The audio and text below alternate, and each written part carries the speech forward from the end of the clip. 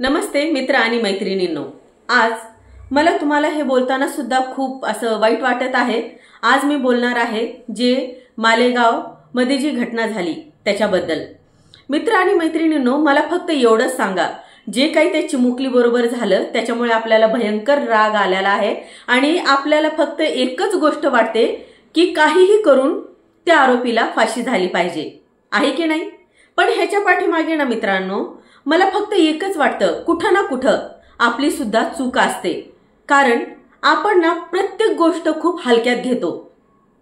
माझ्या म्हणण्याचा अर्थ असा आहे की तुम्हाला ही गोष्ट खूप लक्षपूर्वक ऐकायची आहे आणि ह्या व्हिडिओमध्ये मी खूप काही अशा गोष्टी तुम्हाला सांगणार आहे जे ऐकून तुम्हाला सुद्धा असा धक्का वाटेल आणि तुम्हाला सुद्धा वाटेल की यार खरंच आपण ह्या सगळ्या गोष्टीवरती थोडंफार लक्ष ठेवायला पाहिजे। कारण असल्या गोष्टी जर आपण छोट्या छोट्या लक्ष देऊन जर केल्या तर पुढे काही खूप मोठं होत नसतं। म्हणून मित्रांनो, माझी तुम्हाला हात जोडून विनंती आहे, स्पेशली पुरुष माणसं, त्यांनी प्लीज काहीही करून आपल्या रागावरती थोडासा ताबा ठेवायचा। मग खेडेगाव असो, शहर असो, नॉर्मल सिटी असो, गाव असो, काहीही असो। आज त्या चिमुरडीच्या बापाने फक्त आणि फक्त एक कांटाळीत मारली होती, है ना। एका कांटाळीचा बदला जर तो माणूस एवढा घेत असेल तर ह्याच्या पाठीमागे थोडंफार तरी मोठं कारण असेल। पण त्या माणसाची भरपूर चूक आहे ज्याने त्या चिमुरडी बरोबर हे कृत्य केलं। आणि मला तर असं वाटतं, माझं तर मन असं करतं ना की ज्या माणसाने हे प्रकरण केलंय ना त्या माणसाला भर चौकात अख्खा उघडा करून सगळ्या समोर मस्त आपलं आणि 4 कुत्रे त्याच्या अंगावरती सोडावे, जिथून असं रक्तांच्या धारा पडतात आणि जिथून मांस गळत असतं तिथं कुत्रे सोडावे। तो जिवंत असा पाहत बसावा की हे काय होतंय, त्याला कळावं की त्रास काय असतो। एवढूशा चिमुरडीच्या डोक्यात एवढा मोठा दगड घालणारा माणूस, एवढीशी सुद्धा त्याला क्यू दया माया आली नसेल? हा, मला तर ना हे खूप म्हणजे खूप म्हणजे असं घृणानायक असं वाटतं ना की त्याला हिम्मत कशी झाली असेल त्या चिमुरडी बरोबर एवढा अत्याचार करण्याची। मला मित्रांनो एवढंच सांगायचं आहे की पुरुषांनी थोडाफार राग थोडा असा कंट्रोलमध्ये ठेवावा आणि सगळ्यात आधी हा विचार करावा की आपल्या घरामध्ये आपली बायको आहे, लहान लहान मुलं आहेत, जर आपण काही चुकून केलं। आणि तुम्हाला एक सांगू का मित्रांनो, घराच्या आजूबाजू असणारेच आपले वैरी असतात आणि स्पेशली आपण म्हणतो ना नातेवाईक वैरी असतात। अरे नातेवाईकापेक्षा ज्या आजूबाजू ज्यांना आपलं काही देखवत नाही त्या मुलीचे पप्पा कॅमेरामॅन होते आणि ती चिमुरडी संध्याकाळची वेळ झालेली होती, खेळत होती आणि आजी घरात होती, आई घरात होती, सगळेजण होते, आनंदाचं वातावरण घरात चाललं होतं, है ना। आणि तिचे दुसरे भाऊ बहीण असतील ते पण होते आणि बाहेर ती कधी दूर म्हणजे लांब जात नव्हती। त्या चिमुरडीने काय केलं, मम्मीला म्हटली, मम्मी मी इथेच आहे, लहान बाळ, आईला पण काय वाटलं असेल, अंगणातच खेळतीये। ज्या वेळेस ती मुलगी अंगणात खेळत होती त्यावेळेस तो माणूस आला, तिला चॉकलेटचं बहाणा देऊन आपल्या बरोबर घेऊन गेला। अरे चला ठीक आहे ना, एखादा तिला घेऊन गेला असता, 2 कांटाळीत मारल्या असत्या, तिला धमकावलं असतं, सांग तुझ्या बापाला मी असं करेल तसं करेल, काय करतो तुझा बाप बघू। अरे असं करून जरी त्यांनी वापस पाठवलं असतं ना तर आपल्याला आज एवढं वाईट नसतं वाटलं। आणि पण त्याला म्हणजे खरंच त्या माणसाच्या ना कृतज्ञतेची अशी दाद दिली पाहिजे की खरंच मन म्हणजे किती असं नीच असेल, है ना, एकदम घटिया नीच मन असेल त्याचं की त्यांनी एक चिमुरडी बरोबर एवढं घाण कृत्य केलं आणि परत ते कृत्य करून त्यांनी त्या चिमुरडीच्या डोक्यात दगड घातला। आणि मित्रांनो सगळ्यात महत्वाची बात म्हणजे तो मूर्ख माणूस, ज्यावेळेस तिचे आई बाप म्हणजे आई आणि आजी शोधत होते, बाप तर शहर म्हणजे नाही का शहराच्या बाहेर गेला होता, फोटोग्राफर होता, तर बाप तर बाहेर गेलेला होता, मग आई आणि आजीच होती घरात। मग सगळीकडे त्यांनी नाही का अर्धा तास लक्ष दिले नाही, 45 मिनिटं लक्ष दिले नाही, त्यांना वाटलं खेळत असेल। मग त्याच्यानंतर ते तिला शोधत होते इकडं तिकडं।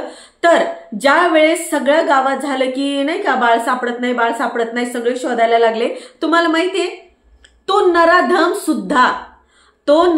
सुद्धा त्यांच्या बरोबर मिळून त्या चिमुकलीला शोधायचं नाटक करत होता।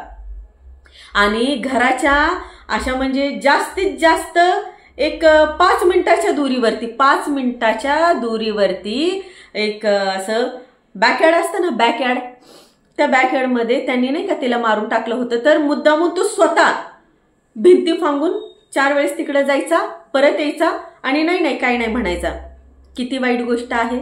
स्वतः करून तिच्या घरवाल्यांच्या मनाशी खेळत होता आणि शोधायचं नाटक करत होता. म्हणजे खरंच त्याच्या हिमतीची नाही का ती, मला तर वाटतं दाद द्यायला पाहिजे, असा सल्यूटच मारायला पाहिजे दोन्ही हाताने की त्यांनी एवढं कृत्य केलं. पण मला ना प्लीज मित्रांनो, मनापासून असं वाटतं जे पण माणूस, आता ह्या चिमुरडीवर झालं म्हणून मी नाही म्हणत आहे, पण प्रत्येक मोठ्या माणसावर म्हणजे मोठ्या बाईवर करू द्या किंवा म्हातारीवर करू द्या किंवा मिडल क्लासवाली म्हणजे नाही का अशा मिडल एजवालीला करू द्या, सजा एकच झाली पाहिजे.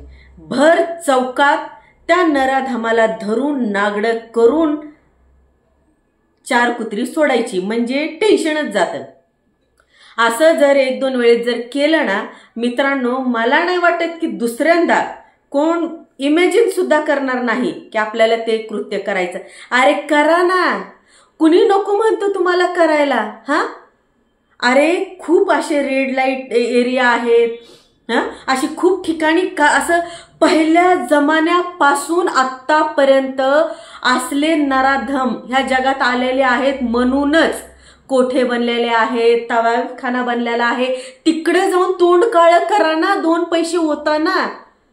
या चिमुरडीची केस तर वेगळी आहे, तिच्यावरती तर नाही का परमेश्वर खरंच त्या माणसाला ना अशी शिक्षा द्यावी. इथं कसं आहे ना, काय झालं मित्रांनो, आपलं सरकार थोडंसं ना असं गळतीच्या साईडला आहे म्हणून जास्त लक्ष देत नाही. मला काय वाटतं ना, सरकारने जर थोडंसं लक्ष घातलं ना, थोडंसं सरकारने, तर खूप काही गोष्टी अशा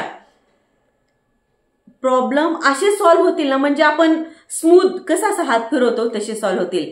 फक्त सरकारने ना एकच एवढंच असं सरकावं आणि जिथं चूक झाली तिथं चुकीला माफी नाही, एवढं जर म्हटलं ना चुका होणारच नाही, मर्डर होणार नाही आणि मेन म्हणजे मुलीवरती बलात्कार नावाचा प्रकारच होणार नाही.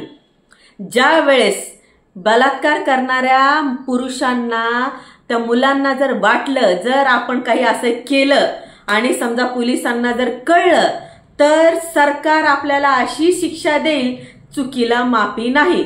तर ही चूक मित्रांनो होणारच नाही हे मला माहिती आहे. म्हणून माझे सगळ्यांशी निवेदन आहे, एक काम करा, जग बदलू नका, गव्हर्नमेंट बदलायची फक्त थोडीफार कोशिश करा. थोडेफार न्यायाधीश जे असतात त्यांच्याशी रिक्वेस्ट करून सगळं थोडंफार की चुकीला माफी नाही, हा वाला कायदा जर आला तर मग असं काही होणार नाही. आणि माझी मनापासून प्रार्थना आहे की त्या चिमुरडीला न्याय भेटलाच पाहिजे.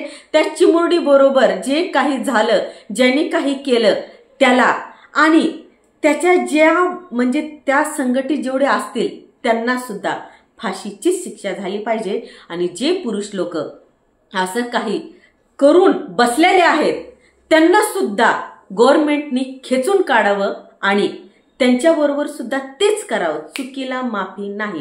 मग किती जागीरदार असो, पैसेवाला असो किंवा काही असो, क्योंकि आजकाल पैशाचा जमाना आहे. पण जिथं व्यवस्थित सरकार आहे ना तिथं खूप काही म्हणजे असं सल्यूट मारण्यासारखंच आहे. करायला गेलं ना मित्रांनो खूप काही होतं आणि नाही करायला गेलं, आता त्या चिमुरडीची आई रडतीये, बाप रडतोय, अख्खं खानदान रडते. किती दिवस झाले केस होऊन? आता 4-5 दिवस होत आले. काय झालं? काही नाही, त्याला फक्त न्यायालयात घेऊन गेले, तिथे जाऊन आपल्यासारख्याने धिंगाणा केला, काही फायदा नाही झाला. मला काय वाटतं ना, फक्त सरकार म्हटलं ना चुकीला माफी नाही, त्याच वेळेस प्रत्येक नराधम नाही जागेवर आला तर मला विचार करा, ज्या मुलींना बघून अशी खाज होते ना, त्या मुलांची खाज जागेवरच संपेल. का? त्यांना एकच भीती असेल की आपल्याला चुकीला माफी नाही, आपण चूक करायची नाही. समजलं? ज्या वेळेस 4-5 जणांना जर शिक्षा झाली तर नेक्स्ट टाइम हे काही कृतज्ञ प्रकार घडणार नाही. मित्रांनो, माझं मनापासून एकच म्हणणं आहे की असल्या नराधमांना जर सरकारने जर नाही शिक्षा दिली, स्वतःहून कुठं सापडू द्या, त्याला चुकीला माफी नाही. कळलं मित्रांनो? माझा हा व्हिडिओ तुम्हाला नक्कीच आवडला असेल तर मित्रांनो प्लीज माझा हा व्हिडिओ जास्तीत जास्त शेअर करा. आपल्या घरातल्या मुलाबाळांची काळजी घ्या, बायकोंची काळजी घ्या आणि हो, रागावरती ताबा ठेवा. आपल्या रागामुळे आपल्या घरांच्या लेकरावरती किंवा आई बहिणीवरती काही आच येऊ देऊ नका प्लीज. म्हणून म्हणते आपल्या रागावरती ताबा द्या आणि ह्या माझ्या व्हिडिओला जास्तीत जास्त शेअर करा. आणि हो, मी असले छान छान व्हिडिओ तुमच्यासाठी घेऊन येईल आणि अशाच छान छान न्यूज घेऊन येत जाईल. हा मित्रांनो, पण माझ्या व्हिडिओमध्ये फक्त आणि फक्त स्पष्ट बोलणं असतं. मला कमेंट बॉक्समध्ये नक्कीच सांगा की तुम्हाला माझं बोलणं कसं वाटतं आणि माझे व्हिडिओ कसे वाटतात. तर मित्रांनो, खूप खूप धन्यवाद की तुम्ही माझ्या ह्या व्हिडिओमध्ये शेवटपर्यंत थांबलात. आभारी आहे मी तुमची फार फार.